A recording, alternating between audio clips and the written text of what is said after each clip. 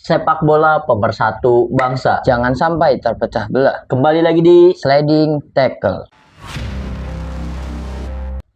breaking news. PSSI beri sanksi kepada klub Liga 1 yang tunggak gaji, denda, dan pengurangan poin musim depan. Ini kabar yang bagus kayaknya ya, Sen ya? Iya, dan aslinya berita ini itu sudah diberitakan tahun lalu ya, ketika awal banget BRI Super League baru dimulai. Ini adalah kebijakan baru dari PSSI itu sendiri gitu, dan akhir-akhir ini itu kembali viral setelah ada salah satu pemain Persija yang sudah tidak memperkuat Persija lagi. Apa ya, dia itu memposting sebuah surat perpisahan untuk Persija dan juga The Jackmania, dan di surat perpisahan tersebut dia menyebutkan ketika dia pertama kali datang ke Persija mengalami beberapa bulan tidak digaji. Waduh, penunggakan gaji ya? Iya, tapi itu sudah berlalu di musim-musim yang sebelumnya gitu. Dan berita ini juga kembali lagi viral karena ternyata masih ada pemain yang gajinya nunggak. Oh, ibaratnya ini kayak sanksi tegas dari PSSI supaya hal serupa tidak terulang kembali ya, Sen? Iya, soalnya klub ini didenda bukan hanya karena tunggak pemain saja, tunggak gaji pemain saja, termasuk dengan jika klub menunggak gaji pelatih dan juga staf. Jadi kalau misalkan di musim ini 2025-2026 ada masalah tersebut, nanti di season selanjutnya 2026-2027 klub tersebut yang melakukan penunggakan gaji otomatis akan dikurangi poinnya. Jadi mulainya itu dari minus. Oh, wah ini lumayan ini banget ya, lumayan tamparan keras banget buat klub-klub biasanya. Iya, soalnya kayak sepertinya PSSI ini meniru kebijakan dari Liga Cina, karena Liga Cina sekarang di musim baru itu 2025-2026 sudah melakukan hal tersebut. Ada beberapa klub yang benar-benar mulai season itu dari minus 3 poin. Oh, gitu. Betul ya. Dan itu juga karena masalah penunggakan gaji. Mungkin ini benar-benar sanksi yang tegas dari PSSI-nya sendiri ya, supaya ekosistem sepak bola Indonesia lebih sehat lagi ya. Betul, ini kan kabar baik untuk semua jajaran ya, bukan hanya pemain tetapi pelatih dan juga para coaching staff dan staff yang ada di tim tersebut ya, Sen ya. Emang benar karena supaya dari sisi manajemen tim itu bisa lebih disiplin soal gaji ya. Iya, lebih berbenah lagi kan. Banyak yang bilang ya jangan mau beli, ya jangan kuat belinya aja kan. Otomatis mereka juga harus kuat ngegajinya gitu. Karena mau tidak mau masalah klub menunggak gaji di Indonesia itu kabar yang paling gede itu datang dari Persija kan. Iya, ironis banget ya. Bahkan kan bukan hanya pemain topnya, legenda-legendanya sendiri yang speak up seperti Ismet, seperti Bambang Pamungkas, Greg Nokolo gitu. Itu juga kan mereka speak up setelah Marco Simic ya, Marco Simic speak up. Kalau misalkan dia merasa heran kenapa bonus dibayarkan tapi gajinya tidak dibayarkan gitu. Itu kan hal yang membingungkan sekali. Kenapa bonus itu dibayarkan sedangkan gaji tidak dibayarkan? Harusnya kan gaji dulu, gaji pokok dulu yang dibayarkan, bonusnya bisa belakangan gitu. Iya, jadi ada kejanggalan ya di situ. Iya, kan kalau nggak salah ya pada saat itu Simic juga sampai mogok bermain kan. Dia tidak mau bermain sebelum gajinya benar-benar dibayar gitu. Dan kembali lagi di bulan ini ketika Rio Matsumura itu hengkang dari Persija, di surat perpisahannya dia juga menyinggung bahwa pernah mengalami beberapa bulan tidak digaji oleh Persija itu sendiri. Ini parah banget ya, karena secara logika tidak mungkin klub itu tidak punya uang untuk menggaji ya. Ibaratnya kan kalau uangnya sendiri, budgetnya sendiri pasti ada, tetapi kan bukan karena kelalaiannya, tapi memang faktor kesengajaan karena mungkin tidak diprioritaskan untuk menggaji para pemain. Gue nggak tahu ya kalau misalkan manajemen klub lain, yang gue tahu itu manajemennya Persib karena CEO-nya sendiri berbicara di sosial media di Sport 77 salah satunya. Jadi Persib itu dari awal musim berjalan, sebelum musim berjalan dari awal itu budget sudah dihitung dan sudah pasti akan cair karena masuknya kan gaji pemain itu sporting termasuk dengan biaya away, kemudian latihan dan juga segala macam gitu. Jadi budget itu sudah dihitung dari awal musim dan sudah dialokasikan otomatis sampai akhir musim atau misalkan 1 tahun gaji pemain itu pasti kebayar karena sudah duitnya sudah ada dan juga sudah dialokasikan gitu. Dan itu khusus tidak bisa diganggu gugat biaya tersebut untuk Persib gitu ya. Gua nggak tahu kalau misalkan manajemen klub-klub lain melakukan hal seperti itu atau tidak gitu. Tapi kan dari situ bisa dicontohkan, itu yang lebih bagus. Tapi kalau menurut gue mah padahal kalau seperti itu standarnya kan seperti itu, Sen. Tapi kan ibaratnya bedanya Persib dengan klub-klub lain yang ada kejadian penunggakan gaji secara sistem keuangan, ya semua orang pasti tahu ya, ibaratnya manajemen klub itu bukan orang bodoh kan. Manajemen klub itu pasti orang yang ngerti tentang keuangan. Ibaratnya skemanya sama kayak Persib, cuman kayak Persib itu jadiin prioritas karena emang ya haknya pemainnya harus segera dibayarkan. Dan mungkin untuk beberapa klub-klub yang lain duitnya ada, anggarannya ada, budgetingnya sudah bisa gitu ya ibaratnya kan. Tetapi mungkin karena tidak diprioritaskan atau ada kendala apa segala macam ya, jadi terlambat untuk menggaji. Iya, cuma kan gitu, kembali lagi Persib ketika mengalokasikan budget sporting termasuk dengan gaji, mereka itu bilang ya ini duit ini nggak bisa diganggu gugat ataupun digunakan untuk hal lain karena ini prioritas kita untuk menggaji pemain gitu, membayarkan gaji kan. Selain postingan Rio Matsumura yang kembali viral, kemudian berita ini juga kembali viral, ada juga berita dari pihak Persib yang ikut viral. Jadi ini adalah postingan atau omongannya Adam Alis ya. Adam Alis itu ngomong kalau misalkan Persib 5 hari sebelum tanggal gajian bahkan udah ditransfer duitnya. Waduh, gitu. Bahkan lebih cepat 5 hari dari tanggal yang seharusnya gajian gitu. Itu kan jadi naik lagi gitu. Jadi kita tahu permasalahan di Persija ternyata masalah gaji belum selesai kan. Berarti ibaratnya ada sebuah mistake ya atau kesalahan dari sisi manajemennya ya, ibaratnya kan. Iya. Karena kalau tentang nunggak gaji karena duit yang gak ada itu kayak nggak mungkin saya. Iya. Gue nggak ya, mungkin. Kalau misalnya standarnya dari awal udah dialokasikannya berarti duitnya ada. Duitnya ada. Cuman ibaratnya entah diputar kemana dulu atau apa segala macam. Entah kita dikorupsi tahu. Ya kita nggak tahu. Nah ya, itu dia. Jangan-jangannya di situ ibaratnya kan budgeting pasti udah ada. Apalagi, nah yang mirisnya lagi ya, yang sering kali ada kasus penunggakan gaji justru datang dari klub ibu kota. Itu kan kayak ibaratnya untuk pemain asing, di kacamata pemain asing ya yang sudah bermain di Liga Indonesia ataupun yang bukan, mikirnya begini, anjir ibaratnya klub ibu kota saja penunggakan gaji, gimana kota-kota yang lain, kota-kota kecil yang lain gitu sedangkan kan. kalau misalkan diomongin wah Persib gaji lancar karena sponsornya banyak. Persija juga kan sama, sponsornya banyak. Persija dan juga Persib itu dua klub yang memiliki sponsor paling banyak di BRI Super League kan gitu. Betul. Jadi masalahnya di mana? Pemasukan kan sama-sama gede mungkin ya. Mungkin bedanya dari Persib dan juga Persija itu yang mungkin dari hal lain seperti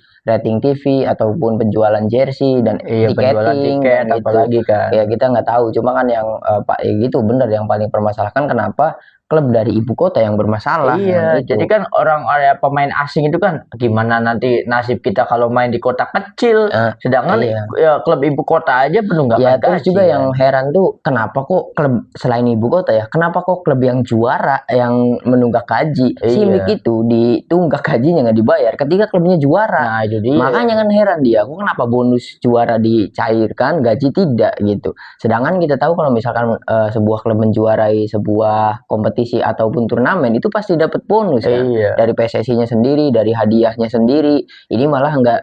Jadi menurut gua ini kayaknya Persija juga misalkan melakukan hal yang sama dari awal itu sudah mengalokasikan budget sporting.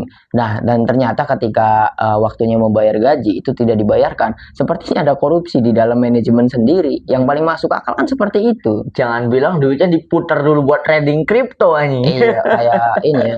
Kayak ikut masuk ke salah satu ikut Bitcoin kayaknya ikut beli all in mantal. Tidak, kayaknya ini ikut join kelas akademi kripto. Nah, iya kayaknya mungkin ibaratnya sekarang bulan Februari, waduh kayaknya gaji bulan Maret nih bisa diputer dulu nih. Pas ibaratnya jatuh tempo bulan Maret ternyata lagi minus anjir, lagi merah portonya. Ini bisa jadi ya.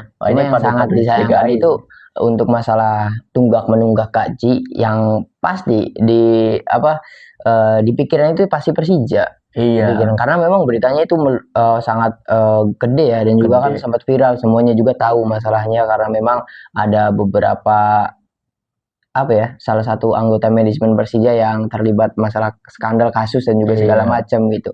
Ini sangat disayangkan apalagi menyoroti Persija yang di bursa transfer sekarang belanjanya jor-joran. Betul, ibaratnya kan kalau masalah duit itu bukan masalah ya ibaratnya kan.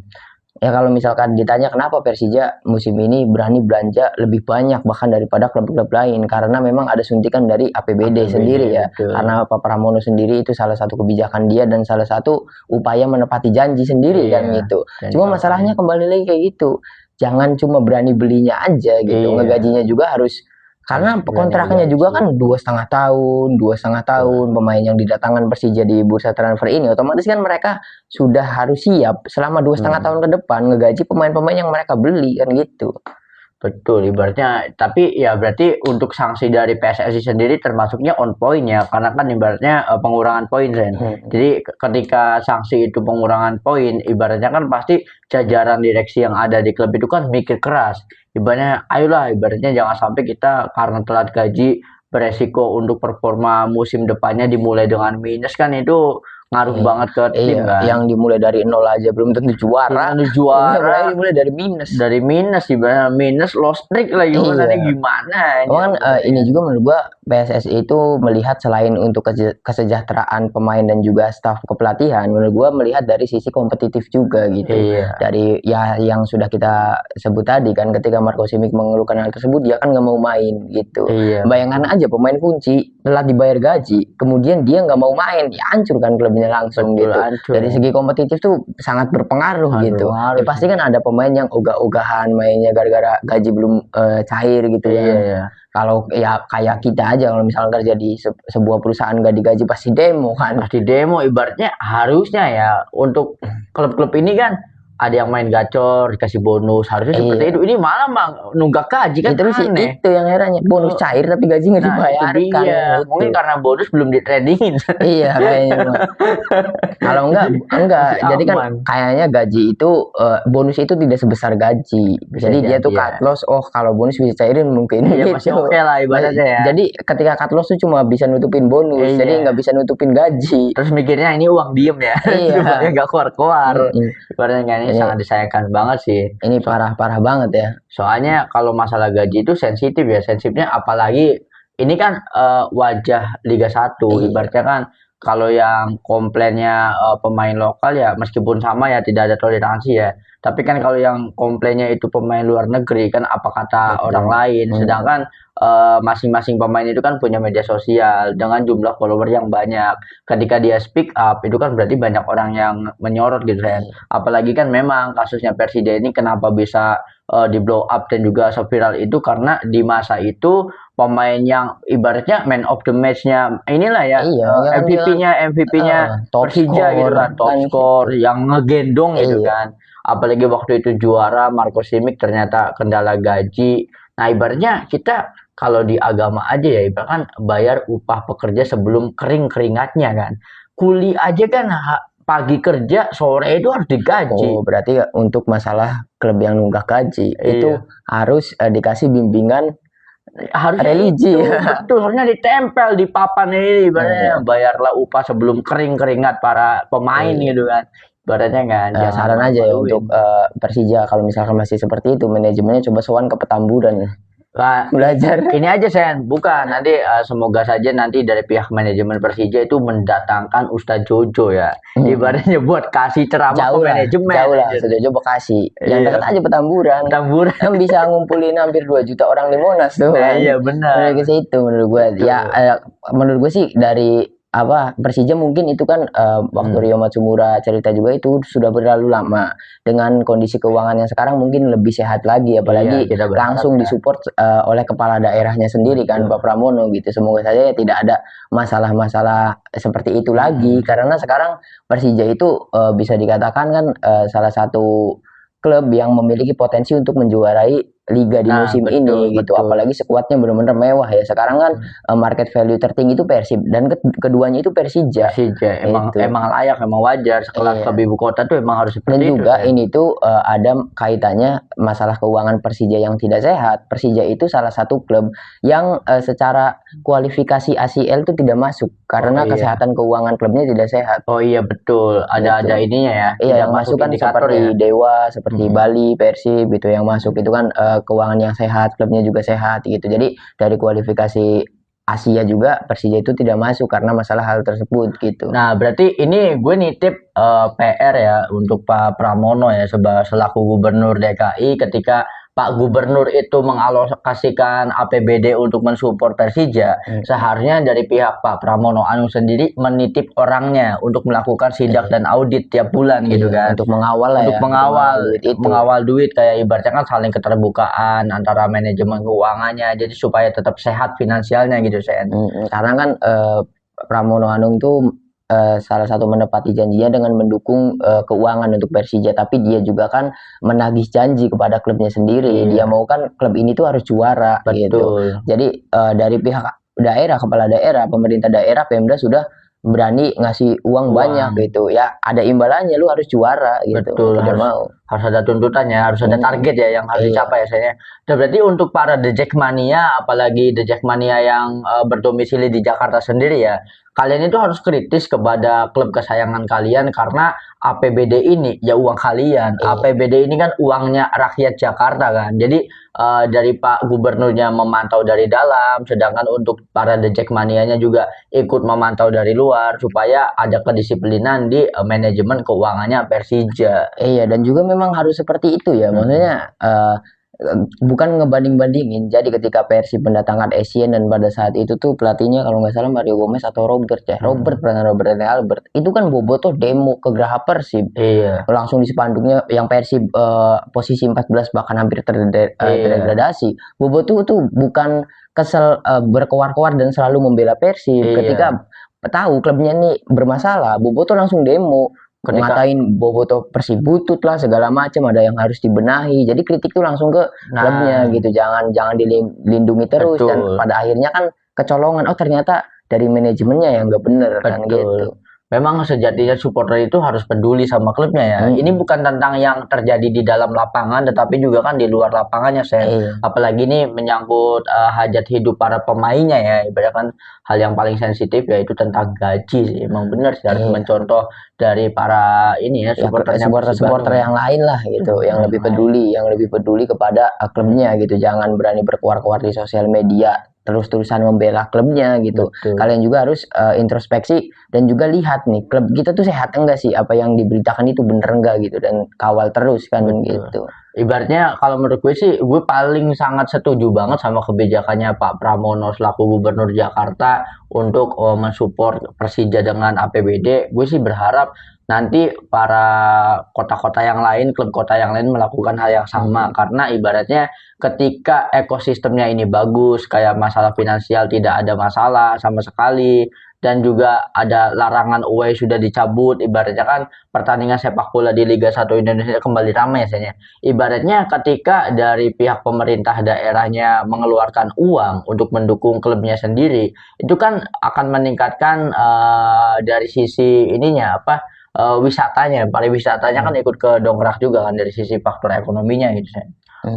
Mungkin kita lanjut ke berita yang kedua karena ini masih ada nyambungnya ya. Ini kita kembali bahas Persija. Jadi Persija Jakarta terancam jadi tim musafir lagi musim ini. Kenapa dikatakan musafir? Karena Persija terancam bermain di luar Jakarta untuk 3 pertandingan kandang ke depan. Stadion utama Gelora Bung Karno akan disterilkan untuk FIFA Series 2026 pada 23 sampai 25 Maret mendatang. Sementara itu, Jakarta International Stadium belum tentu bisa digunakan karena masih menjalani perawatan rumput.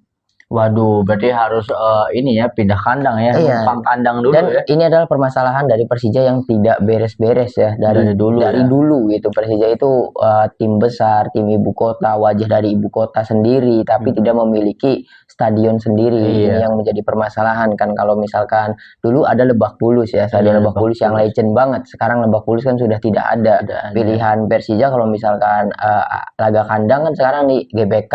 GBK-nya tidak bisa dipakai. Otomatis mereka harus keluar nyari stadion yang lain gitu. Ini harusnya JIS kan aslinya untuk Persija kan, itu. Tapi ternyata setelah jadi tetap tidak bisa digunakan karena banyak sekali faktor dari segi gerbang, kekurangan gerbang kan. Ada yang bahas itu. Jadi gate-nya itu kalau misalkan untuk stadion bola harus 4, tapi JIS hanya memiliki 2 gitu. Jadi masih kurang mendukung lah, apalagi ini kabarnya JIS itu belum bisa digunakan karena lagi perawatan rumput gitu. Ini masalah yang belum juga beres dari Persijanya sendiri ya. Iya, ironis banget ya. Ya lagi-lagi kan ini sekelas klub ke ibu kota gitu kan. Kenapa kok tidak punya base camp sendiri ya ibaratnya sih. Iya, menurut gua ini menjadi manajemen Persija juga akan lebih capek karena mereka harus ngelobi-lobi stadion. Ya Iya. kayak gini kan 3 pertandingan mereka harus cari stadion lain Betul. kan, bisa main di Cikarang ataupun bisa nyewa di lapangannya Persita Tangerang dan juga segala macam. Cuma menurut gua dari ini ya manajemen yang lebih capek gitu karena harus nyari ibaratnya nyari stadion backingan lah yang Iya, bisa ibaratnya langsung alternatif dipakai ya. gitu, alternatif gitu. Dan menurut gua dari sisi tiket itu ya penghasilan otomatis turun ya. Turun Mungkin. pasti turun karena kan beberapa orang ya kalau misalkan Persija main di luar Jakarta ya mungkin beberapa di Jackmania yang domisili di Jakarta itu kan karena kendala jauh waktu kan. apa segala macam kan jadi mungkin memilih untuk tidak menonton ya di Iya. stadium langsung gitu kan. Iya, apalagi kan kabar-kabarnya tuh semua klub di Liga Indonesia tidak mendapatkan keuntungan dari penjualan tiket. Berarti kemana sih? Semua. Jadi tidak apa ya, di-compare sama biaya perawatan stadion, biaya penyewaan apa itu tidak nutup malah rugi dari satu season gitu. Kebanyakan apalagi itu klub-klub yang memiliki stadion sendiri. Iya. Apalagi klub yang Nyewa ya. Iya, tapi menurut gue ini juga pinter ya. Kalau nyewa kan mereka nggak mikirin maintain stadion Iya, ya kan. betul. Tinggal bayar sewa Betul, saja kan. Apa betul. lebih menguntungkan kita tidak tahu ya. Mm-mm. Tapi kan yang lebih bagus sih kalau misalkan Persija itu ya punya kandang sendiri ya. Iya, lagi-lagi Persija itu harus punya pride ya sebagai klub ibu kota. Ibaratnya kalau ada masalah penukangan gaji kan malu sih harusnya, apalagi sama dia tidak punya Iya. stadion kan. Tapi kan harusnya malu ya. JS juga kan itu kan janji kampanyenya Anies Baswedan Iya, ya Anies Baswedan. untuk dijadikan kandang Persija. Iya. Tapi faktanya ketika jadi tetap tidak bisa dipakai Iya, gitu.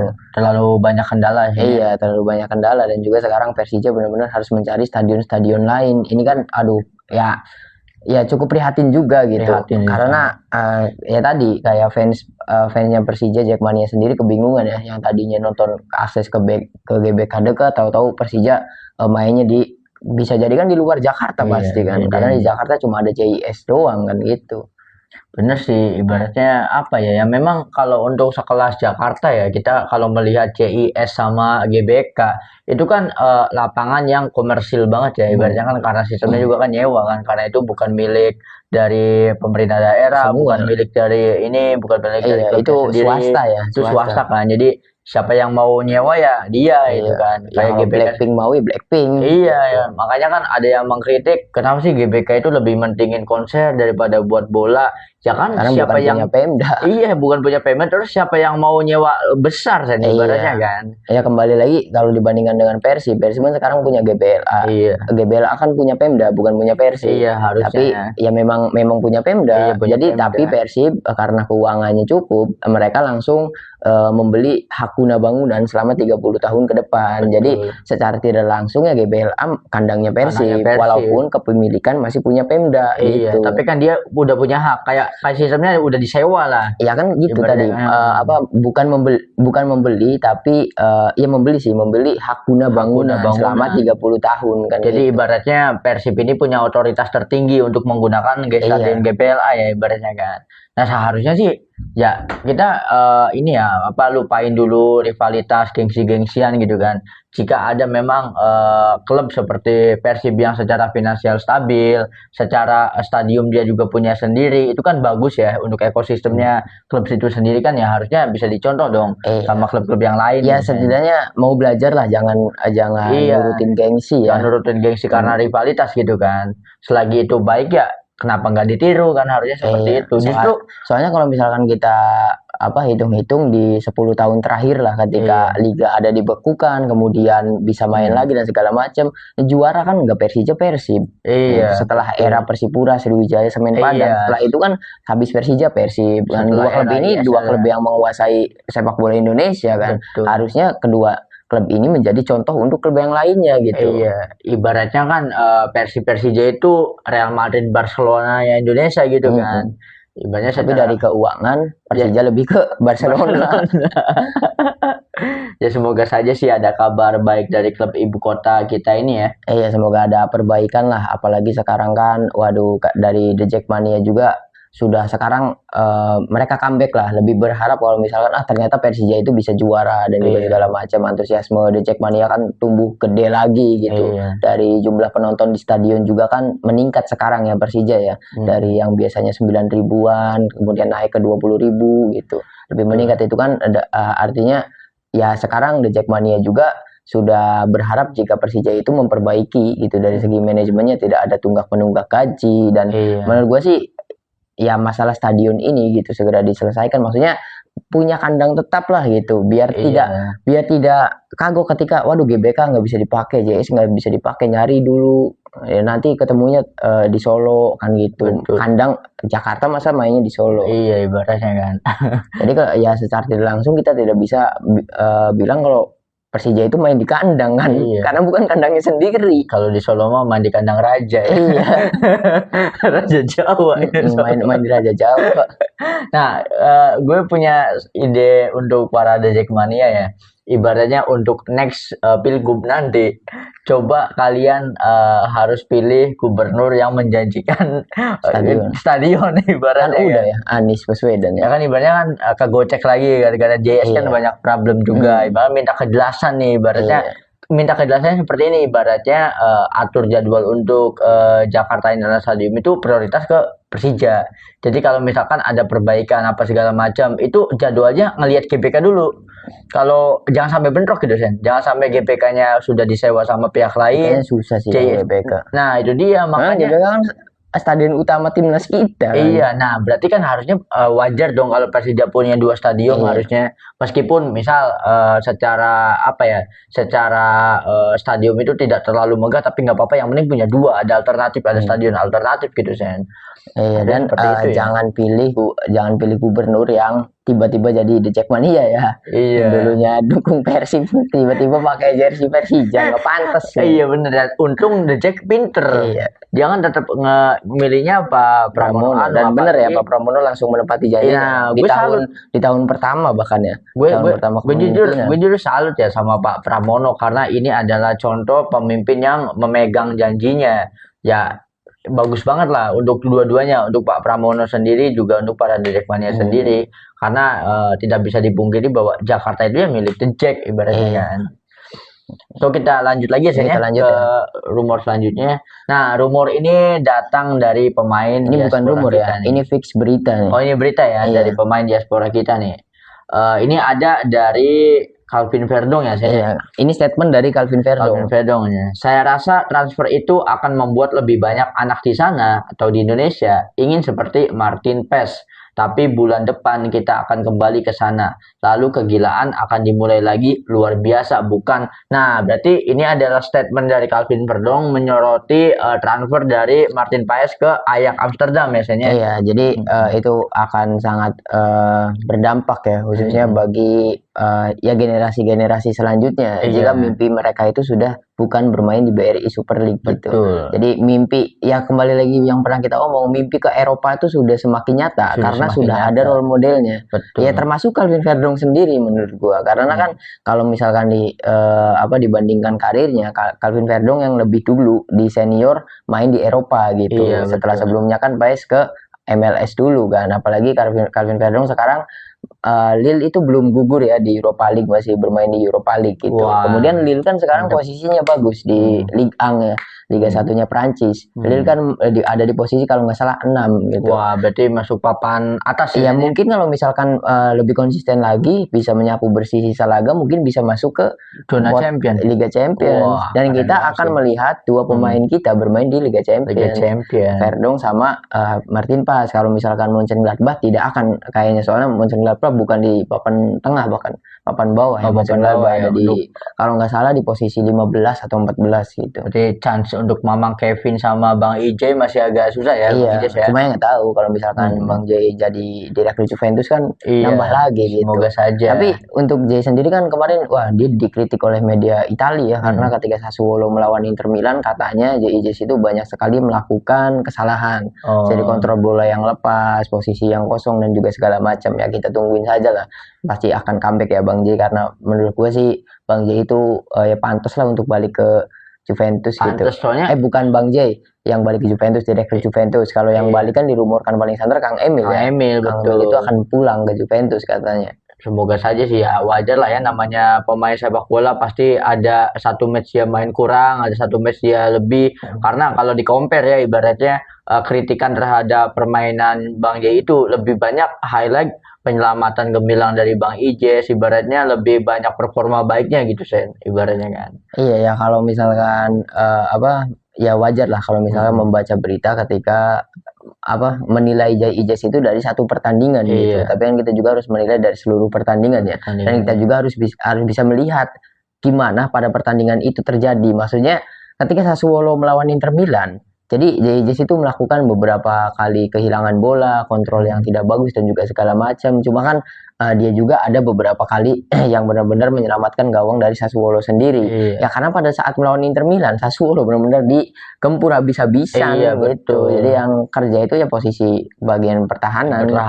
Ijes kan gitu. Memang ya pressure-nya luar biasa ya, Iya. ibaratnya kan. Cuma kalau dari statement Calvin Verdong ini sekali lagi kita merasa sangat senang ya, Senang banget sih. karena menurut gua Indonesia sekarang mungkin baru memulai namanya itu para pemain-pemain bolanya baru akan bisa terkenal di Eropa. Karena sudah banyak sekali ya role modelnya, apalagi pertandingan semalam di Ipswich Town itu Elkan Bagot jadi starting line up ya di FA Cup gitu. Walaupun akhirnya kalah, gue lupa Ipswich Town tuh lawannya siapa, tapi kalah 1-0, tapi udah dijadiin starter gitu. Jadi semakin banyak role model pemain bola kita yang berkiprah di Eropa, ya gue berharap sih generasi-generasi muda tuh ngelihatnya ke mereka gitu. Betul. Nah, siapa tahu kan nanti era pemain lokal kita main di Eropa itu yang membuka jalan dan gerbangnya justru pemain diaspora ya Sen ya, ibaratnya kan.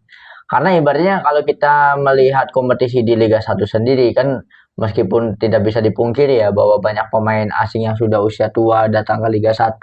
Ibaratnya untuk talenta lokal yang bisa bersaing dengan para pemain asing ini ya levelnya udah langsung ke Eropa, bukan bersaing lagi di Liga 1. Kayak misal kita lihat Rizky Ridho gitu ya ibaratnya kan. Iya, ya yang paling gue pengen sih ya mimpinya diganti, jangan mentok pengen cuma main di BRI Super League terus masuk timnas terus udah gitu. Mimpinya tuh harus lebih gede lagi lah kalau bisa gitu. Ya kan dari pertama karirnya akan jauh lebih bagus, kemudian ya yang utama sih karir dan terkenal mah itu pasti ya. Kalau kalian bisa main di Eropa jadi pemain bola Indonesia itu pasti terkenal kan gitu. Ya dan dijamin karir kalian itu akan mulus sampai akhir karir kalian di sepak bola gitu. Betul, kan. Karena ada masalah. Karena apapun yang kalian lakukan itu pasti disorot media ketika kalian pemain Indonesia ibaratnya bermain untuk klub Eropa gitu kan. Iya, terus juga semakin realistis dengan adanya berita-berita yang kita sudah bawakan juga bahwa sekarang klub-klub Eropa sendiri sudah talent scouting langsung sini kan gitu. Indonesia. Apalagi sekarang banyak kayak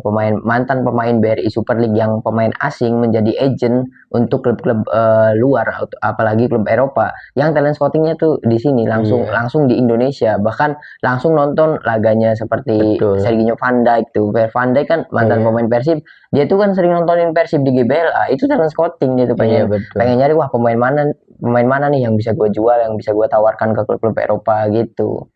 Betul sih, ibaratnya nanti talenta muda Indonesia yang benar-benar punya potensi besar ya, mereka itu akan berpikir bahwa wah di masa mudanya di usia 20-an dia harus bermain di Eropa, dan nanti kalaupun harus bermain di Liga 1 itu ketika udah tua, ketika udah umur 28, umur 30, nah baru balik lagi main di Liga 1 gitu saya. Janganlah umur 35 lah, umur 28 30 masih terlalu muda. Masih gacor ya pulang ke sini. Harusnya BRI Super League tuh jadi tempat pulang ketika kalian pengen menutup karir gitu, seperti apa yang dilakukan oleh pemain-pemain asing yang sekarang ke Indonesia kan. Itu di umur-umur senjanya, di umur 33 tahun, 34 tahun baru ke sini gitu. Emang bener sih, sama kayak kalau kita melihat bahwa timnas Jepang itu berbicara banyak bahkan di Piala Dunia, timnas Korea juga sama, karena progres mereka tuh udah dilakukan berpuluh-puluh tahun yang lalu ya. Banyak nama-nama besar kayak ketika nama Park Ji-sung main di Manchester United aja itu kan sebuah fenomena ibaratnya kan. Apalagi kayak pemain dari Korea sendiri kayak Hang Min-son juga ibaratnya kan. Nah, Indonesia ini lagi ada di track seperti itu ya. Siapa tahu 5 tahun yang akan datang pemain-pemain kita itu mainnya ya di klub-klub besar ibaratnya kan. Ya apalagi dengan contoh untuk sekarang ya cuma Martin Paes ya yang Iya di Ajax benar-benar ya. di klub besar dan dipastikan langganan juara gitu. Walaupun Betul. kabarnya Paes itu akan dijadikan kiper lapis 2 ternyata di di Martin Paes, Ajax ya. tapi masih ada chance untuk bermain pasti karena di Eropa itu kan sekarang jadi ketika kiper pilihan utama itu tidak selalu bisa bermain di semua kompetisi. Kadang kiper utama ini cuma disiapkan untuk liganya dan juga Liga Champions, tapi kan masih ada chance untuk seperti Piala Kopanya atau misalkan kompetisi-kompetisi dari regionalnya gitu, masih ada chance bermain di situ gitu. Dan hal yang paling gua ini sih, mereka kan mendapatkan pengalaman baru di Eropa. Ketika tadi di usia senjanya otomatis mereka pulang ke Indonesia. Yaitu mereka bisa menularkan ilmu-ilmu kepada generasi kita kan. Betul. Apalagi sekarang lagi tren banget pemain-pemain bola yang membuat akademi sepak bola di Indonesia. Seperti Mark Locke, David da Silva, Sintayong kan gitu. Membuat akademi sepak bola di sini, dan ilmunya itu bukan ilmu-ilmu seperti akademi di Indonesia yang sudah berdiri. Mereka bawa ilmu dari luar. Sepak bola tuh harusnya seperti ini kan, baru kan setelah ada akademi atau SSB-nya Sintayong, baru tuh akademi sepak bola Indonesia mengajarkan makan tuh harus nutrisinya seperti ini gitu. Di kita kan kebanyakan pemain tuh telat kita nggak paham nutrisi apa segala macam. Bahkan kalau nggak salah ya Rocky Putirai kan pernah main di salah satu klub besar di Cina. Dia kan jadi klubnya itu pernah laga persahabatan laga persahabatan melawan AC Milan pada saat itu. Pada saat kipernya Dida. Pada saat itu kan Rocky Putirai kalau nggak salah nyetak gol dan diwawancarai, apa yang kamu persiapkan sebelum laga? Saya makan pop mie. Makan pop mie? Iya, makan pop mie. Iya. Nah itu kan, waduh keren segala macem gitu ya. Gue juga bisa lah kayak Rocky Putirai asal makan pop mie tapi main tetap bagus. Ya itu kan yang diserap oleh banyak pemain muda gitu. Jadi makanan tuh nggak perlu Rocky Putirai yang bisa ngebobol gawangnya Dida aja tetap makan pop mie sebelum pertandingan. Ya banyaknya tuh yang nyerapnya kayak gitu. Yang diserap oleh otak mereka tuh seperti itu. Padahal mereka juga tidak berpikir ya mereka itu bukan Rocky Putirai. Betul. Itu. Mereka itu terlalu mentoleransi segala sesuatu ya yang tidak memberatkan mereka sendiri sebagai atlet gitu saya ibaratnya kan. Emang bener sih. Jadi mungkin bedanya sekarang sama zaman dulu ya. Kalau sekarang kan yang buka SSB itu kan orang-orang yang pengetahuan asing ya. Sintayong apa segala macam, David da Silva. Otomatis kan SSB-nya juga sistemnya sistem Eropa. Bukan sistem sini. Kayak sudah sadar nutrisi dari awal, digemblengnya itu dari apa yang masuk ke dalam tubuh supaya bisa menciptakan kondisi tubuh yang prima gitu saya. Karena yang dikeluhkan sama Sintayong ketika melatih timnas Indonesia di awal-awal, Sintayong itu berpikir bahwa timnas Indonesia itu sprintnya kuat, tetapi tenaganya habis. Enggak. Jadi Sintayong itu pernah ngomong, jadi dia pernah tukar pendapat sama salah satu orang PSSI atau gua lupa lah. Jadi pertanyaan gini, apa sih kelebihannya Indonesia kalau Sintayong? Yang ngejawab tuh pemain Indonesia tuh cepat-cepat. Sintayong langsung jawab enggak, pemain Indonesia tuh tidak cepat. Tidak cepat. Ya, mereka bilang pemain Indonesia tuh sprintnya dapat. Menurut Sintayong itu nggak cepat. Bahkan tidak standar dunia tuh enggak. Pemain kita tuh nggak cepat sama sekali pemain Indonesia tuh. Jadi kan yang kita tahu, waduh pemain Indonesia itu salah satu kelebihannya sprint dan juga kuat ya, cepat larinya cepat lah. Tapi menurut pandangan Sintayong tidak. Berarti stigma bahwa pemain timnas kita itu cepat karena mainnya di AFF. Mainnya di AFF. Itu.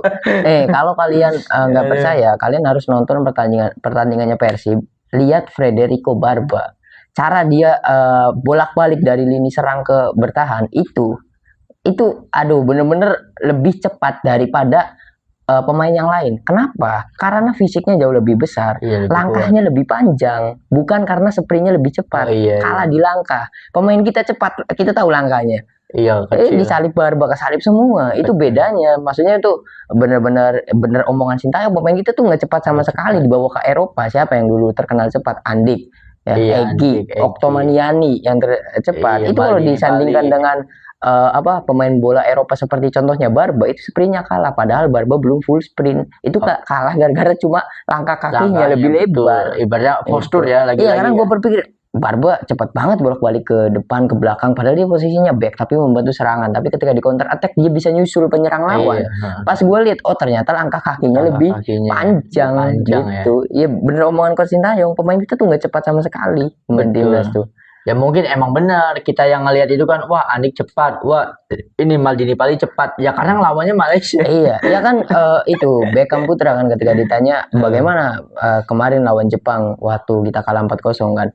Jawaban Beckham Putra kan kita kayak main lawan 20 orang. Oh iya betul. Kan gitu. Betul. Dari situ kan kita tahu ya kayak main 20 orang. Jadi dari situ juga menurut gua ya kita tuh kalah di fisik. Kalah di fisik gitu. betul biasanya. Iya, dari seperti omongan coach Firman Utina dan juga segala macam, pemain kita itu VO2 max, VO2 max-nya itu kecil. Jadi kenapa pemain kita itu tidak bisa bermain full 90 menit karena dari itu. VO2 max-nya tuh kecil gitu. Udah ngos-ngosan ya staminanya ya.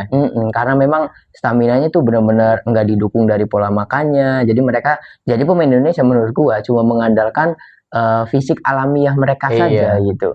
Tapi cuma tidak bisa memaintain. Jadi ya kita tahu Egy ketika dibawa ke mana ke luar negeri itu gue lupa kan, dia kan waktu hujan yang gol iya pokoknya ke situ lah. Pokoknya gol paling ini kan paling memorable tuh ketika salju dia nyetak 2 gol dalam satu pertandingan ya. Itu kan sprintnya masih bagus menurut gue Egy. Tapi ketika dia keluar dan pulang Indonesia sekarang Egy udah gemuk banget ya. Egy Witan. Padahal kita tahu waktu di underage waktu Egy satu match nyetak gol 6, 7 bahkan Egy kan kenceng banget bahkan melebihi Evan Dimas karena Egy punya skill dribbling. Iya. Dibandingkan Evan Dimas kan distribusi bola sebagai playmaker. Kalau Egy tuh makanya kan Messi-nya Indonesia karena emang segacor itu Egy dulu di masa prime-nya kan. Kita tahu dari Egy itu di U16-nya kan. Iya, wah itu benar-benar gacor banget melihat Egy, tapi kan sekarang ya tanpa merendahkan Egy sendiri gitu. Betul. Cuma kan kita bisa lihat dari situ perubahan fisiknya juga terlihat sepertinya sudah tidak memikirkan fisik sama sekali. Maksudnya tuh punya bakat alamiah, bisa lari kencang, tapi kebanyakan pemain kita tuh nggak bisa maintain hal tersebut gitu. Oh berarti yang harus dibenahi salah satunya mindset juga ya, mindset sebagai atlet ya ibaratnya kan. Kebanyakan kalau kalian nonton ibaratnya taruhlah kita ngambil 2 legend kita Messi sama Bang Ronaldo gitu ya. Ibaratnya ketika mereka memang masih komit bermain sepak bola, mereka itu jaga badan bener-bener. Beda ceritanya kalau udah resmi pensiun, kayak Ronaldo Nazario setelah dia pensiun kan baru gemuk banget tuh. Ya itu karena memang udah nggak jadi atlet. Tapi selama jadi atlet harus jadi jaga badan. Sama Wesley Sneijder. Sneijder pas pensiun tahu segemuk apa Sneijder sekarang. Jadi menurut Koci ya yang tinggal di Belanda dan dia tuh tahu ketika Sneijder naik ke tingkat profesional. Sneijder tuh pernah diwawancara. Emang lu nggak mau masa muda lu hilang katanya karena tidak kehidupan malam dan segala macam. Jawaban Sneijder tuh karena saya lebih memilih karir saya di sepak bola. Makanya saya harus menjaga tubuh saya, tidak minum terlalu banyak dan juga segala macam. Itu adalah harga yang harus saya bayar. Betul. Dan terbukti kan karirnya gimana. Dan dia setelah memutuskan pensiun baru menikmati hidup, makan juga segala macam. Nah, apalagi lebih bagus jika kalian sudah memaintain badan, harus nge-gym dan juga segala macam. Ada kan yang pemain yang kebablasan akhirnya seperti Adama Traore malah jadi pegulat bodybuilder kemarin Kukurela langsung waduh buset kayak isi banget ya. Tapi kan itu bagus kan, itu bagus karena body challenge jadi kuat, lari jadi kencang gitu. Betul itu benar-benar anomali ya, nggak semua orang sanggup ya. Minimal jangan gendut lah ibaratnya kalau masih pengen main bola gitu kan. Kan benar-benar senjang banget dari para pemain kita yang tidak bisa bermain selama 90 menit karena sudah ngos-ngosan. Sedangkan kita tahu sepak bola ya harus 90 menit. Dan gitu, apalagi Indonesia kan 90 menit aja nggak kuat, ditambah extra time ya keok. Extra time masih sanggup, pas nendang penalti udah keram semua badan, kesemutan udah keram. Emang benar sih dari mindset harus diperbaiki ya. Mungkin kita punya harapan besar karena sekarang SSP itu kan udah modern ya, nggak kayak mungkin SSP dulu kan SSP Tarkam. Dan gue inget dulu temen gue tuh ada ikut SSP tapi kan masih minum teh jus, masih makan gorengan karena di SSB-nya tidak dikasih tahu bahwa itu salah gitu kan. Dan juga ini sih faktor lisensi kepelatihan juga kan. Kemarin banyak dibahas kan Indonesia itu kekurangan pelatih ya. Dari 270 juta manusia yang ada di Indonesia, pelatihnya cuma 35.000. sekitar Wow. 30 ribuan. Itu tuh dicampur dari lisensi A Pro, A, B, Iya. C, D. Sedangkan di Jepang yang kita tahu sedikit banget itu ada 100 ribu lebih pelatihnya. Betul. Nah, kalau di Jepang SSB itu wajib dipegang oleh pelatih yang lisensinya A. Oh, udah Kalau profesional enggak itu B, SSB iya. ya padahal. Kalau di Indonesia lu punya lisensi D atau C itu bisa punya SSB. Punya SSB. Itu kan perbedaannya gitu. Iya. Wah, ini bener-bener sih ya ini Tapi ya harapan gue kembali lagi tadi ketika ada akademi sepak bola dari Sintayong dan juga Iya. kita harapkan pemain-pemain ini nih nantinya bisa menyalurkan bukan hanya apa ya latihan gitu, menyalurkan mindset juga. Mindset, Jadi betul. pemain bola tuh harus kayak gini gitu. Semoga saja kayak Martin Paes, terus ada Kevin Verdong dan yang lainnya juga membuka akademi sepak bola, jangan nanti pulang jadi politikus. Nah, betul harusnya seperti itu ya. Karena kalau kita menyikapi jika ada sebuah pertanyaan bahwa lu nggak sayang ibaratnya ketika memutuskan untuk jadi pemain sepak bola, nggak bisa mabok, nggak bisa kehidupan malam, nggak bisa makan martabak, nggak bisa minum boba ibaratnya kan. Nah, kalau ada yang keberatan dengan hal tersebut, bayarannya kan bukan hanya sesuai tapi lebih tinggi. Kalau jadi pemain sepak bola yang terkenal, uang udah nggak jadi masalah, udah bisa banyak ibaratnya atlet profesional itu bisa jadi kaya dari sepak bola. Kedua, dari sisi famous dia lebih terkenal, punya nama besar apalagi kalau tembus sampai main di timnas karena kebanyakan main di timnas itu kayak sebuah kebanggaan yang tidak bisa tergantikan jadi gitu kan. BAL mineral. Nah, itu dia jadi ibaratnya yang dikorbanin itu nggak ada apa-apanya dibandingkan yang didapetin ketika memutuskan untuk komitmen jadi pemain sepak bola gitu, Sen. Dan harus menurut gua kan ya ini memang pilihan pemain tersebut ya, tapi dari pensiun dininya Evan Dimas gua benar-benar sangat menyayangkan. Itu Evan Dimas kalau misalkan di-maintain dengan baik, maksudnya ya Evan Dimas kan salah satu alasan dia pensiun bukan karena regulasi pemain asing, karena cederanya yang sangat rawan dan juga bisa parah lah gitu. Tapi kan yang gua kan ngikutin Evan Dimas dari U19 ya. Orang ini tuh kalau misalkan aduh ditaruh di liga luar aja, maksudnya didampingi dengan apa ya? Ya tadi mindsetnya para pemain Eropa, cara makan dan gaya hidup segala macam, Evan Dimas tuh bisa masuk ke klub-klub gede gitu. Iya, betul, kalau misalkan dia bisa ngejaga konsistensi skillnya gitu, skillnya dari U19 yang pernah kita lihat. Evan Dimas tuh menurut gue salah satu kemenangan U19 menjuarai AFF pada saat itu ya. Itu karena gaya mainnya U19 itu waduh, ini udah kayak elit banget. Eropa, bener kayak elit banget. Eropa. Kita kayak ngelihat masa prime-nya MU sama Barca anjir waktu itu kan. Jangan salahnya itu PSSI ya, diperas tenaganya sama PSSI. Setelah menang itu kan mereka tur satu Indonesia. Jadi selama 3 bulan memainkan sekitar 30 lebih pertandingan. Sehingga ketika AFC dimulai dia udah kehabisan tenaga ya. Bahkan Hansa Muyama itu tidak menyadari bahwa kekalahan di AFC itu gara-gara tur berlebihan tersebut. Karena yang harusnya prepare istirahat dan juga segala macam sudah habis. Betul. Pada saat itu kan waduh ini komersial ya. Didatangkan ke Sleman, dapat dari stadion dan juga sponsor. Apalagi hak siar dari SCTV waktu itu kan SCTV dan masih ingat itulah salah satu kenapa U19 sekarang pemainnya yang bertahan di Liga 1 cuma beberapa benar sih. Sekarang yang paling menonjol cuma Ilhamuddin saja di PSBS kan. Yang lainnya kemana? Masih survive ya Ilhamuddin ya. Ya Hansamu, Ilhamuddin, cuma yang lainnya kan pada kemana gitu. Sedangkan kita tahu generasi U19 pada saat itu starter sama benchnya itu sama-sama bagus. Sama kuat asli. Itu pergantian pemainnya itu sangat ditunggu-tunggu gitu kan ibaratnya kan. Sama kayak Maldini Pali, banyak nama-nama besar di eranya Evan Dimas. Dan gue tuh sangat rindu sama satu pemain di eranya U19 Evan Dimas itu Hargianto. Hargianto tuh benar-benar ya defender midfield banget, tapi dia tuh bisa nyetak gol dari jadi ketika para pemain gak bisa nyerang lewat kotak penalti, dia tuh bisa memecahkan skor dari tendangan luar kotak penalti. Hargianto udah kayak Roberto Carlos gue kalau ngelihat Hargianto zaman udah sama pemainnya nggak neko-neko kan, gaya rambut nggak kebanyakan gaya segala macam. Gue tuh ya nyari gitu sekarang tuh Hargianto di mana.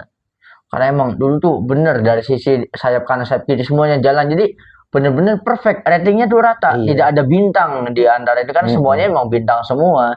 Cuman ya lagi-lagi kesalahan dari federasi kitanya karena memilih untuk tur ke Indonesia bukan ke training camp di Cina kan. Waktu itu ada training camp atau tur Indonesia dan ternyata yang dipilih tur Indonesia karena memang untuk mengeruk uangnya kan, ibaratnya kan. Yang benar saja kan, ketika di AFC tidak bisa mendapatkan poin satu pun. Betul, apalagi semua. sama tim-tim yang kita anggap kecil, ternyata kita kan kalah kan.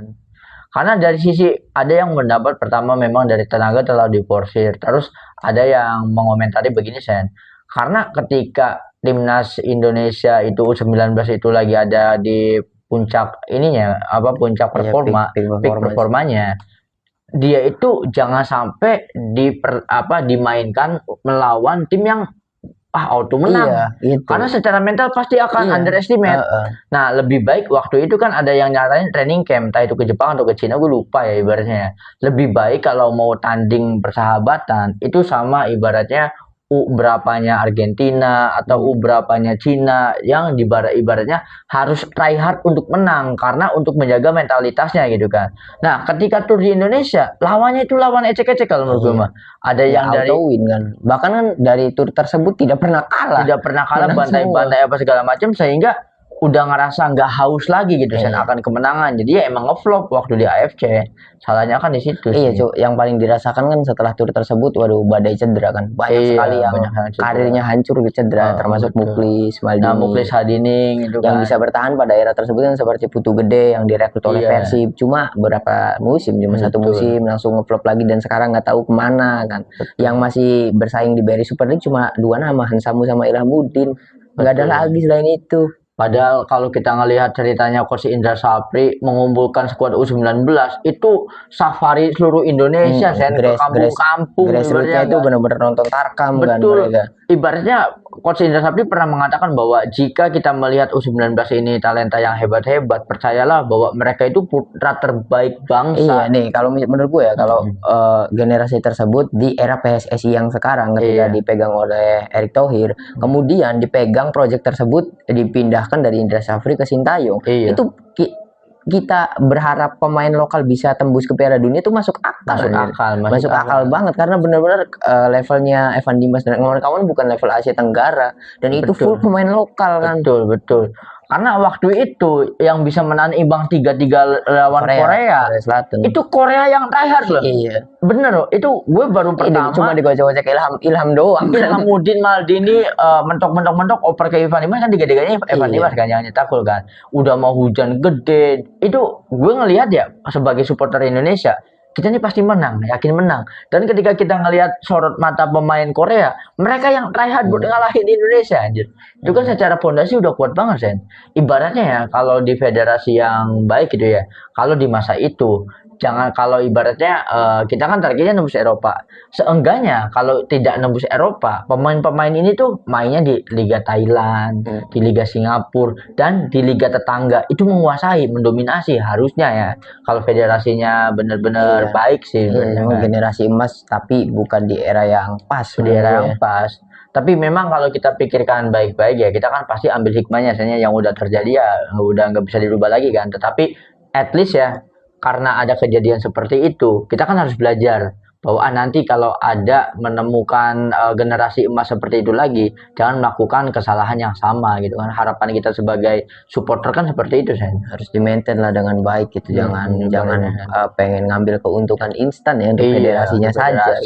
Karena kita harus invest ya ke pemain muda. Iya, kan hal itu kan bukan merusak sepak bola Indonesia, ya merusak generasi tersebut. Iya, generasi tersebut. Yang karirnya sekarang, waduh, bisa kita bayangkan hancur ya. Hancur, ibaratnya potensi yang sia-sia. Padahal kalau ya itu di-maintain, waduh, skuad Indonesia tuh kuat banget karena itu kan dari usia 19 kan. Ibaratnya bisa lah mendominasi AFF selama 10 tahun gitu kan, satu dekade dengan skuad yang nggak berubah, skuad intinya tuh tetap gitu kan. Bener-bener memutuskan stigma banget U19 pada stigma. Jadi stigma pemain, stigma timnas kita yang bermain itu mengandalkan bola-bola lambung, long ball ya. Long ball, tendangan jumpa fans, kata Koci, tendangan jumpa fans anjir, gol dari langit lah, dari segala macam. Itu mainnya Barcelona anjir. Bola-bola pendek udah kayak Eropa. Gue ngelihatnya kayak prime-nya MU sama prime-nya ini Barca, karena ngelihat Ilhamuddin kan ada di sisi kiri, Maldini ada di sisi kanan. Itu Maldini kayak Dani Alves sama Luis Nani anjir. Ngelihatnya wah bener-bener, karena dari variasi serangan juga banyak banget Sen, karena ini ya back aja itu tendangan dari tengahnya ngegolin loh. Terus banyak kan pengambil free kick yang benar-benar akurasinya bagus banget ya, salah satunya Hargianto ibaratnya kan. Emang keren banget sih, jadi menjadi potensi yang sia-sia ya Sen ya. Ya jangan sampai ada lah ya generasi, misalkan suatu saat nemuin lagi generasi tersebut gitu. Semoga saja ya PSSI belajar dari kesalahan tersebut gitu, jangan diulangi kembali kan gitu. Ya mungkin dari sosial media yang bisa, sosial media kan sekarang netizen itu bisa membuat keputusan ya. Iya. Bahkan bisa mengubah regulasi dari sebuah instansi bahkan gitu.